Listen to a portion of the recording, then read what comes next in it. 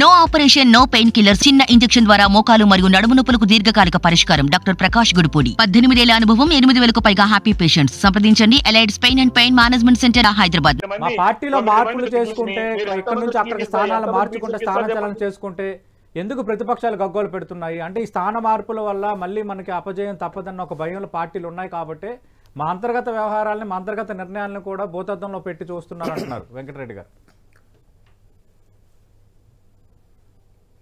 అంటే ఆయన చెప్పిన దాంట్లో తప్పు లేదండి. నిజంగా ఆయన అంతర్గత విషయం వాళ్ళు చేసుకుంటే తప్పులేదు. కానీ గతంలో వీళ్ళు మాట్లాడినవన్నీ వీరు వింటే అప్పుడు మీకు దాని సమాధానం దొరుకుతుంది. ఎందుకంటే గతంలో ఒక మీటింగ్ పెట్టగానే పవన్ కళ్యాణ్ గారు ఒక మీటింగ్ పెట్టగానే 4 మీటింగ్లు పెట్టి రాత్రికి రాత్రి చెప్పేవారు కదా అటువంటివి. ఎందుకంటే వీళ్ళు చెప్పిందే వీళ్ళకి అడ్డు వస్తుందండి. వీళ్ళు ఏం చేశారంటే బ్రహ్మాండమైన పరిపాలన, ప్రజారాజ్యమైన పరిపాలన, సింహం సింగలు ఇవన్నీ చెప్పినప్పుడు ఎందుకు సింహం భయపడుతుంది అనేది ప్రజల్లో చర్చ వస్తుందండి. ఇప్పుడు మేము యాక్చువల్లీ యాజ్ ఇట్ ఈజ్గా వాళ్ళు ఇష్టం వచ్చినట్టు మార్చుకోమనండి. ఎందుకంటే నిన్న మీరు కూడా చూసే ఉంటారు, ప్రసాద్ కండ్రేగులు అనే ఒక అనలిస్టు టీడీపీ జనసేనకి కలిపి 141, వైఎస్ఆర్సీపీకి ఈ రోజుకి 34, ఇంకా ఇది తగ్గుతుంది అని చెప్పి నియోజకవర్గాల వారీగా ఏ నియోజకవర్గంలో ఎంత మెజారిటీ రావచ్చు అనేది ఒక డీటెయిల్డ్ అనాలిసిస్ ఆయన పబ్లిష్ చేయడం జరిగింది. ఇప్పుడు నార్మల్గా ఏమంటే ఆరోగ్యం బాగున్నంతకాలం, గెలుస్తున్నాం అన్నంతకాలం 90 సీట్లు వస్తుంది అనుకున్నది 150 సీట్లు వచ్చినప్పుడు ఆ పాజిటివ్ వైపు అలాగే ఉంటుందండి. ఒక నెగిటివ్ వచ్చినప్పుడు కూడా అంత ఘోరంగానే వస్తుంది. ఎప్పుడు కూడా ఏంటంటే నేను సింహం సింగిల్ అన్నప్పుడు తర్వాత ఏమవుద్దంటే సింహానికి కొద్దిగా పట్టు తప్పింది అనుకోండి, ఆ తోటి సింహాలు ఆ పక్కకు తోసేస్తాయి.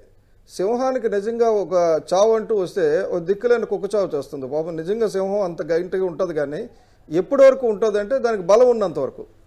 ఇప్పుడు బలం తగ్గిపోయేటప్పటికి మొత్తం మార్పు వస్తుంది. ప్రస్తుతానికి వైసీపీకి మస్కులర్ డిస్ట్రోఫియా అంటారు. అంటే మస్కులర్ డిస్ట్రోఫియా అనేది కానీ, లేకపోతే మస్కులో స్కెలిటల్ డిజార్డర్ అని కానీ, ఎంఎస్డి అని కానీ, ఎండి అని అంటారు. ఆ డిసీజ్ ఉంది ఇప్పుడు. ఎందుకంటే కండలకి ఎముకలకి మన శరీరంలో ఉన్న బోన్స్కి ఫ్లష్కి మధ్యలో యుద్ధం జరిగితే ఎలాగుంటుందో శత్రువుతో యుద్ధం చేయడం వేరు. కానీ మన శరీరంలోనే మన స్కెలిటన్కి మన ఫ్లష్కి గొడవ వస్తుంది చూసారా. అలాగే ఇప్పుడు అంతర్గత కుమ్ములాట్లో వైసీపీ ఉంది. ఎందుకంటే ఇప్పుడు 80 మందిని తీసేస్తే ఆ 80 మందికి ఇన్నాళ్ళు కూడా అధికారం లేకుండా మొత్తం అంతా నియంతలాగా వ్యవహరించి ఈయన తప్పుకు వాళ్ళందరినీ అటు ఇటు షిఫ్ట్ చేస్తుంటే నువ్వెందుకు చీఫ్ మినిస్టర్ కుర్చీ మారకూడదు అన్న పరిస్థితి కూడా చాలా మంది మొదలు పెడతారు.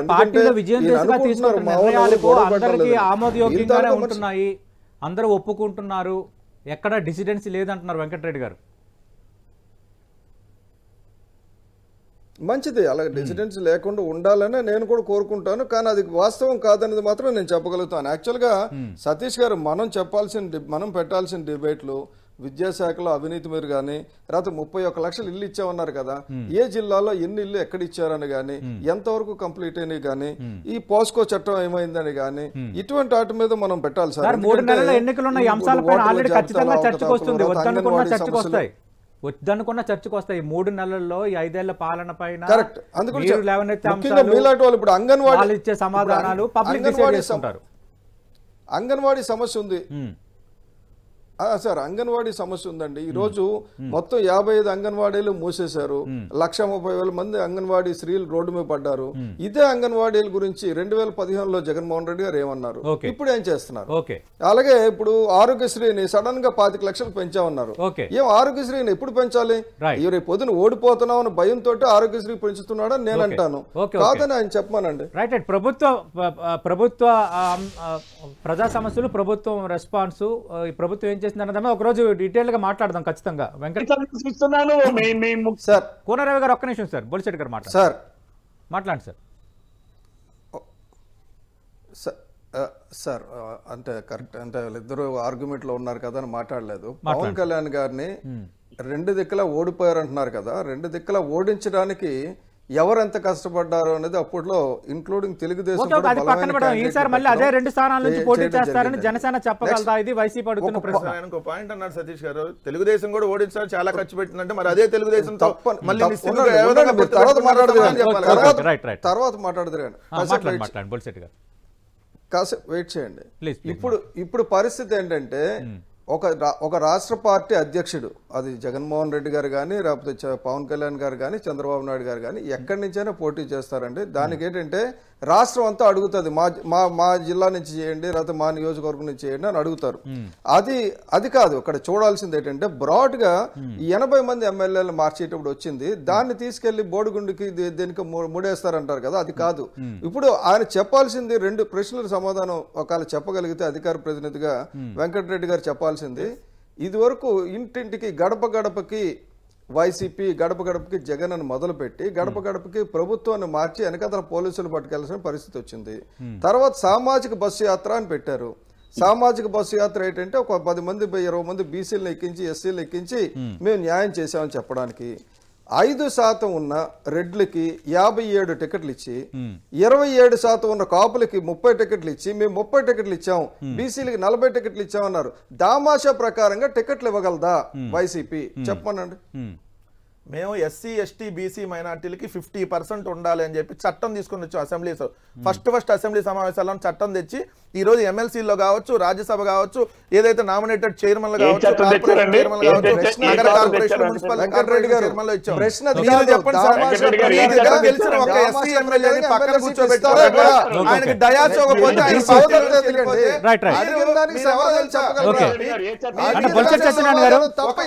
నాగబాబు కాపు 2 ఈ 3 తప్ప ఒక ఎస్సీ చెప్పండి. ఆయనకి మీ దగ్గర టికెట్ వస్తుందో లేదు గ్యారంటీ లేదు. రాపాక వరప్రసాద్ కి వైఎస్ఆర్ కాంగ్రెస్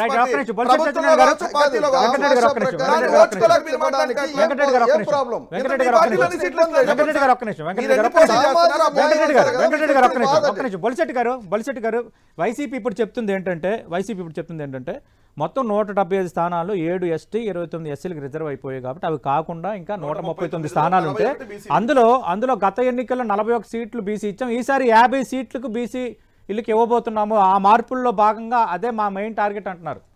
ఈసారి ఆ బీసీలకు ఇచ్చే నెంబరు 50కి పెరగబోతుందని. వీళ్ళు కరెక్ట్ అండి. 80% ఉన్న బీసీలకి 50 ఇచ్చి 7% ఉన్న బీసీలకి 51 ఇస్తానంటే ఎలాగవుతుందండి? అది కదా అడుగుతున్నారు సార్. మాకంటే మీరు ఒకటి ఎక్కువ ఇస్తే దామాషా ప్రకారం దామాషా ప్రకారంగా మీరు ఎన్ని ఇస్తున్నారు చెప్పండి సార్. మీరు దామాషా ప్రకారంగా సీట్లు ఇస్తామని చెప్పండి. సామాజిక న్యాయ యాత్ర అన్నారు కదా,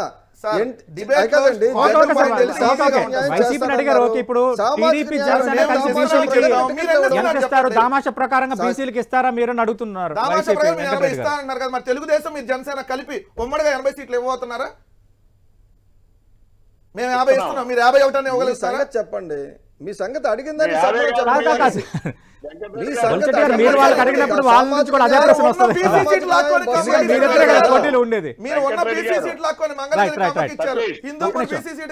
రవి గారు రెస్పాండ్ అవుతున్నారు. ఒక్క నిమిషం రవి గారు. 101 ఇచ్చామండి, 101 మందికి బీసీలకు టికెట్లు ఇచ్చిన ఘనత ఆ కుటుంబానికి 101 ఇచ్చాము.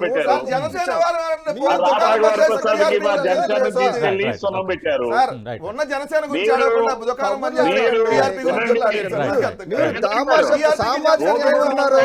సామాజిక న్యాయం అంటే 57 టికెట్లు కూడా సామాజిక న్యాయం.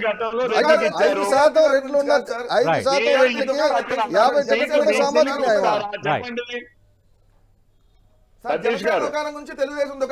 ఖచ్చితంగా అవన్నీ మాట్లాడే సమయం కూడా వస్తుంది.